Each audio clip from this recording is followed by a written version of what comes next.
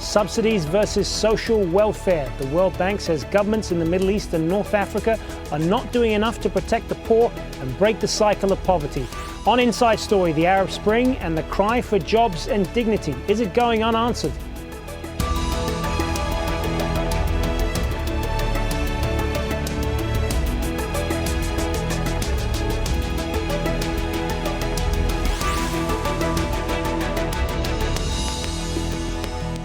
Hello and welcome to the program. I'm Hazem Sika. The Middle East and North Africa is home to some 300 million people, but the World Bank says a quarter of them live on less than $2 a day. And when it comes to protecting their poorest citizens, most government welfare programs are inadequate, keeping many in poverty generation after generation. The World Bank says 54% of the region's working-age population isn't employed or in school. 3 out of 4 working-age women are outside the labour force, and a quarter of 15 to 25-year-olds are unemployed. It says social safety nets are crowded out by unaffordable general subsidies, with 90% going towards food and fuel and doing little to empower the poor or create new jobs. Jamal Shayal has more on the plight of young people looking for a job in Cairo. The problem of unemployment in Egypt is a massive one, with the rate, according to some sources, as high as 15%. 9 out of 10 Egyptians who are without a job are said to be under the age of 30. And you can see why. Look around you. This is downtown Cairo in the middle of the day. Many of the young people here have nothing better to do than sit at coffee shops, smoking or playing board games. And even those who are lucky enough to find a job, many of them are either overqualified or underpaid. Like, for example, 32-year-old Sameh here. Let's ask him about his situation. I have a degree in computer science, but I've been unemployed now for over a year and a half. I've applied for lots of jobs. They say they'll call me back, but no one ever does. Now I work in this coffee shop. I make less than $150 a month. The only way you can find a job in Egypt is through corruption or if you have contacts. So the problem here, this is someone who's actually studied, but despite studying is unable to find a job. Now, according to some statistics, 50% of people currently studying at university in Egypt will not find a job within the next 2 years of graduating. So let's see how optimistic Egypt's young people currently at universities are in terms of finding a job when they graduate. Guys, how many of you think you're going to be able to find a job as soon as you graduate? Raise your hand. One person. Mr. Optimist, why do you think so? Well, I think that because in my field, law school, I think that judge system or judicial system in Egypt still have fair measures while choosing the applicants. So that's the only reason. But otherwise, other facilities in the government, in the country, still have deep corruption roots. So again, the issue here is that corruption. Without corruption, then people will find a job. Well, let's ask someone else maybe who isn't so optimistic. Okay, first of all, I'm graduated from Faculty of Commerce, Hilwan University. I'm searching for a job and didn't find any more. So I think that's a result to our current event in Egypt and our government and our president. Well, what's your message to the government and the president? Okay, I think that's they must care about us, care about youth people, care about the popular in Egypt. So I think that please care about us. So a plea from Egypt's youth. That's almost ironic in the sense that it was them who led Egypt to begin this very long journey of change, yet a plea from them to the president and the government not to leave them on the side and to help eradicate this increasing issue that has been affecting them, which is unemployment. Jamal Al-Shayal for Inside Story, Cairo. So let's get straight to our guests then. From Kuwait City, Steen Jorgensen, World Bank Director for the Middle East and North African Human Development. In Istanbul, we have Angus Blair, founder and president of the Signet Institute, which provides advice on business and politics in the Middle East and North Africa. And from Ramallah in the occupied West Bank, Nasser Abdel Karim, a financial economist and former advisor to the United Nations and the World Bank on the Palestinian economy. Welcome, all three of you. Steen Jorgensen, if I could start with you then. Talk us through the effects of these heavily subsidized programs. What kind of impact are they having on the overall economies in the Middle East? Well, I think the most important thing is really that you need to start from the plight of the poor. That, you know, there are poor people in the region. We know with past economic crisis and with some of the things going on right now, it is essential to protect them. Unfortunately, we also know that in addition to the numbers you gave earlier, that only about a third of all people in the bottom 20% of populations are covered by safety nets and welfare programs now. So I think that the really sad part is that those fuel and food subsidies, but especially the fuel and energy subsidies that supposedly are supposed to protect the poor, actually benefit the rich and the non-poor much more so. And they create distortions in the economy.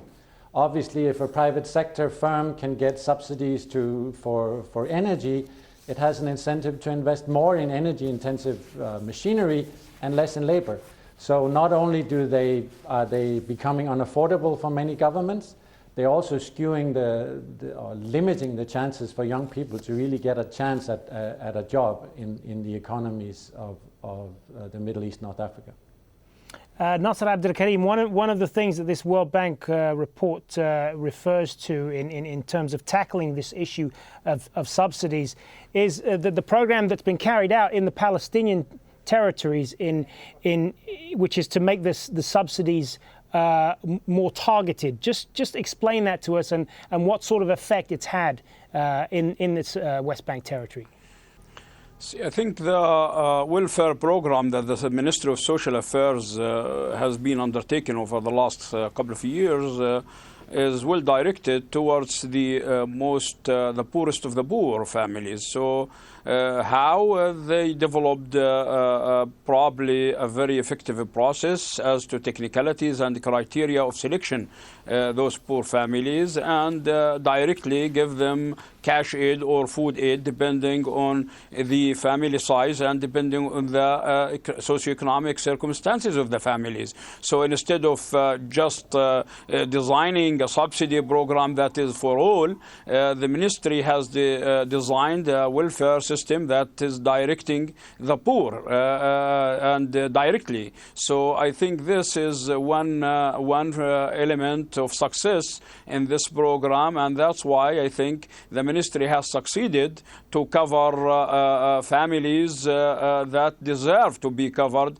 and not give subsidy to rich before the poor. And the criteria used to select poor families are very well known and transparent to all. And I think the selection of poor families depend on field visits. They have so many social workers go to villages, to cities, to camps, and interview family members and interview neighbors and select according to a long sheet of papers and a long sheet of documents the families. So I think this has been a success story over a couple of years, but that doesn't mean that challenges of a strategic type have been resolved. We still have some concerns and challenges, and we might go over them later in this program. Let's talk about Egypt for a moment. And Angus Blair, if I could turn to you on this. Egypt is at the moment trying to negotiate this $4.8 billion loan with the IMF. What is it going to need to do, if anything, to secure that loan? Well, first of all, the IMF has not made any statements about conditionality on the loan yet. And I would be surprised, actually, if they said there would be conditionality with relation to food subsidies. But when you look at the sheer cost for many of the governments of the region, particularly the poorer countries, and in this case on Egypt, the cost of subsidies, and particularly on fuel, and it's about 2/3 of the total subsidy bill is on fuel, which goes to everybody, as one of your guests said earlier, is that the total cost is rising so fast because of the overall growth in the population and the rising cost of the commodities that it's unsustainable for the government. So even with or without the IMF, it's going to have to tackle these subsidies in a more targeted way to help the poor. And the issue is how you do it, whether it's through ration cards or specific electronic cards to help the poorest. Because if you look at, in the case of Egypt, electricity, which many of the poorest people aren't on the national grid. If you look at natural gas, which is also subsidized, which goes to the more expensive areas or the well-to-do areas of the major conurbations, that the poorest population don't get that benefit. And in terms of petrol subsidy, the poorest people don't have cars. So when you look at this, it's the program. I think it's beside the point whether it's with the IMF or the government. I think it's the government's duty, I think, to better target those subsidies, as I think your first guest mentioned. The cost is becoming greater, and I think that, as I said, with or without the IMF program, it's an issue that has to be dealt with. Now, the government has made some statements in the last few weeks about better targeting those subsidies. Food is not part of that program. The food subsidies for bread and so on. So I don't think that should form the basic part of this debate, because I don't think they'll be changed.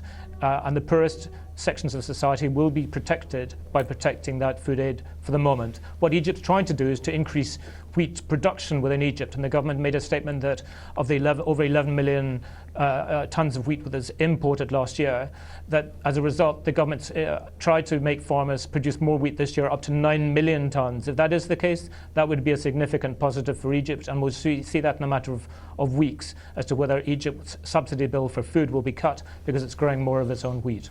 All right, well, the World Bank commissioned a series of surveys in support of its report. It focused on Tunisia, Egypt, Lebanon and Jordan to give a broad snapshot of opinion in the Middle East and North Africa, or the MENA region, as we like to call it. For example, who should bear primary responsibility for helping the poor? Well, the vast majority in all countries says the government should, about 90% in Tunisia. How effective then are the respective governments in this regard? Well, few said very effective, just 4% in Egypt. So should welfare programs focus mainly on the poor or specific groups, whether they're poor or not? Again, a clear picture, 84% in Lebanon saying it should be the poor. And should government social assistance be in the form of cash or goods such as food or clothes? 85% of Jordanians favoured cash. Which is interesting, as few MENA countries provide targeted cash-based assistance on a large scale. The majority relying on universal subsidies of food. And Steen Jorgensen, this goes back to what we were saying earlier, that these subsidies need to be, I mean, if you're going to have subsidies, surely they're a lot more effective if they're properly targeted to those that really need them. And I know Angus touched on this point, but is there much evidence at this point in the Middle East that this is being done at the moment? Well, I think there are several countries who are in the process of adjusting. I mean, you've just heard Angus just talked about Egypt, and I think Egypt is in the process of looking at how they can change from a general fuel and energy subsidies towards more cash assistance. We've heard about Palestine, West Bank and Gaza already. I mean, I think just to get a sense of the cost, like you heard the numbers on Egypt before, Egypt spends more on energy subsidies today than they spend on health and education combined. It's a very large percentage of gross national product. On average in the region, we're talking about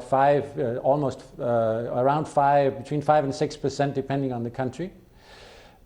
Whereas we know that, for instance, in Brazil, that has one of the world's most effective social safety net that really target, they spend less than 1% of GDP. And in fact, the very successful program in Palestine, that with all the problems that Palestine is facing, is also costing less than 1% of GDP and is protecting a much, much larger share of the poor than others. So I think there's often a myth that this cannot be done in MENA or in the Arab world, but I think it's incorrect. The Palestinians are showing the way. There are other countries who are very actively thinking about it: Jordan, Lebanon, Tunisia, Morocco. They're all thinking about how do we do this, because everyone realizes you need to protect the poor, but they also realize that the way they try to do it now is not effective. Angus Blair, I mean, it's been just over 2 years now since the so-called Arab Spring or Arab Awakening, as it's been called, began. And the economic, I mean, it was largely a series of uprisings that grew out of economic grievances. 2 years on, many of those economic grievances, certainly in Egypt, have not been addressed. In fact, they've gotten worse. Was it unrealistic to expect much change after 2 years, or is it something that's going to be generational? It's going to take a lot longer than that? Well, certainly, I hope it's not going to be generations, quite frankly, because then the initial uprising wouldn't have achieved any of its goals. When you look at the last economic crisis in Egypt from 1999 to 2004, the previous government, the one which was taken away from power, it cut corporate and personal tax rates in half to 20%. And almost instantaneously, the sentiment internally improved and the economy grew within 2 years to about 7% growth. Now, economic growth is not the only answer to a poor country's long-term sustainability. You need to work in terms of with its history. The current government has inherited programs which really put in effect in the 1950s in terms of the subsidy program. But you can't really effect change unless the economy is growing quickly.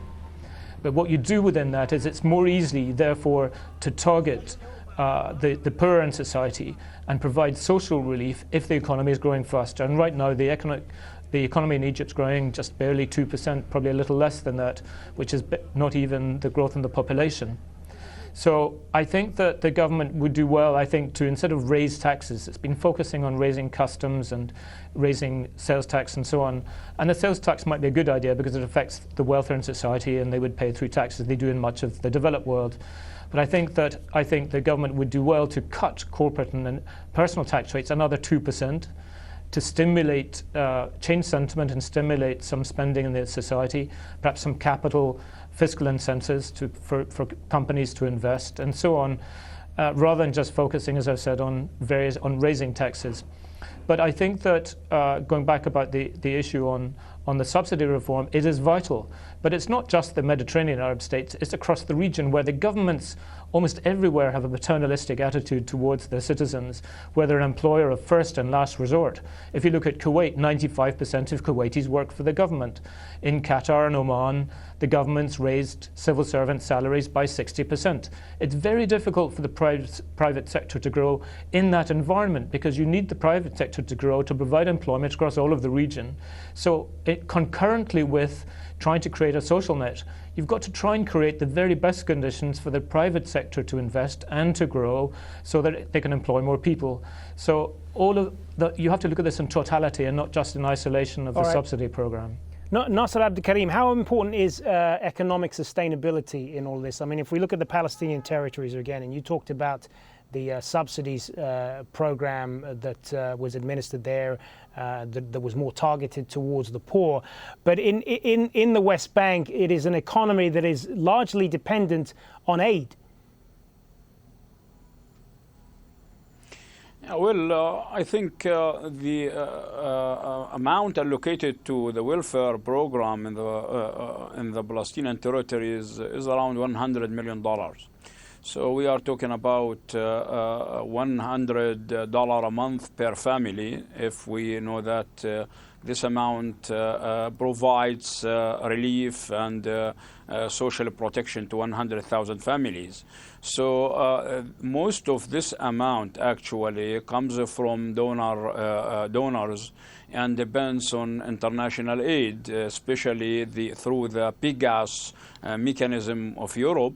So I think you are right. The concern of sustainability, not to this program, but to the whole physical affairs of the PNA and the economy is probably a matter of debate. I think we have witnessed over the last 3-4 months the crisis that the government has went through and even failed to pay salaries regularly to employees. And we have also the sustainability of the private sector at stake, simply because because the private sector has not grown as it should have to generate employment opportunities. That's why you see that also we reported and recorded GDP growth over the last 6-7 years of around, on average, around 7%. Unemployment rate has gone up and poverty has gone up over the last quarter or two. So the problem is not just with economic sustainability, but also with policies that distribute income fairly to people and preventing gaps to develop between classes of society. And that is the challenge, I think. Let's get the thoughts of some of our viewers who've been posting their opinions on this on Facebook. Karen Logan de Marini writes, cash handouts, no, but lots of places to be fed, clothed and housed, yes. But Del Cook tells us it should be given direct to people to create their own business and for infrastructure, roads and railways using local companies. History tells us that industrialization is the solution to eliminating poverty. Rebecca Nyambeki Onyancha says cash handouts for the poor is better. Truth be said, the money never reaches the poor, it only makes the rich richer. And Asni ZA, cash handouts is not a solution. It will end up in the wrong pockets. People need jobs, the country needs development, but development can't come without political stability and peace. So what now? So I just want to touch on the thoughts of a couple of those emails, those posts on Facebook that get to the issue of good governance. And that is a problem in the Arab world that we've seen for a very long time. How much of a challenge is that going to be in a place like the Middle East, Steen Jorgensen? No, it's clear that we've also asked, and we have a lot of opinion polling data on this. It's clear that people will only accept the move towards a cash transfer or towards a new program if they're confident in the governance of the program. It's absolutely right that in the past, too much money has not gone to the right beneficiaries, to the intended beneficiaries. But I think this is, with the Arab Spring, the Arab Awakening, whatever we call the fundamental changes that are happening in the region, the scope for that is much better now. There's much more transparency. Again, the program that the Palestinian authorities have done has been scrutinized very heavily by civil society, by others. So it is possible to do it in the Arab context, and I think that's very important. It's clear that when I talk to people, sorry, just one more thing. I think just highlighting also that what is really important is exactly to get good jobs created, and that does require the private sector to be let loose. But it's also clear that with the growth rates, and our colleagues just mentioned some of them in Palestine, if growth is not widely shared, if it's growth for the few, that's not going to really help and meet the demands of the Arab awakenings, of the Arab Spring. All right. And I think that's the so it's a different kind of private sector than the Arab world has seen in the past. All right, just in the minute or so that we've got left, I just want to touch on the role of women in the Middle East societies, because this is tied in with how the economy performs as well. Nasser Abdul Karim. I mean, we mentioned the statistic at the top of the show there that said a very large proportion of women in many of these countries are not part of the workforce. I mean, when you're not taking full advantage of 50% of your population, what hope is there for real progress? I think you're right. I think we still have very low participation rate in labor of women in the West Bank and Gaza, and I think in the rest of the Arab world. And this exclusion of not just labor market, but also of economic activities, because if you look at the rate that women owns or runs business enterprises, you might be disappointed because the rates lower than participation in labor market. So if the women are not active in economy, then definitely that will be on development efforts, and that's why we see that most of families that classified as poor are actually headed by women. And especially in Palestine, because of political situation here, because many men have been imprisoned or murdered by the Israeli forces. So women are very essential and vital to the economic machine here in the West Bank, and I think in the Arab world. But in the West Bank, this is a unique case, and Gaza, of course, yes.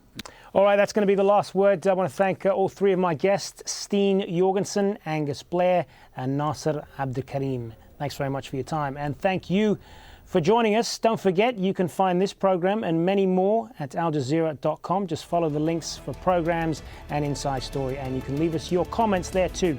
I'm Hazem Seeker. Bye for now.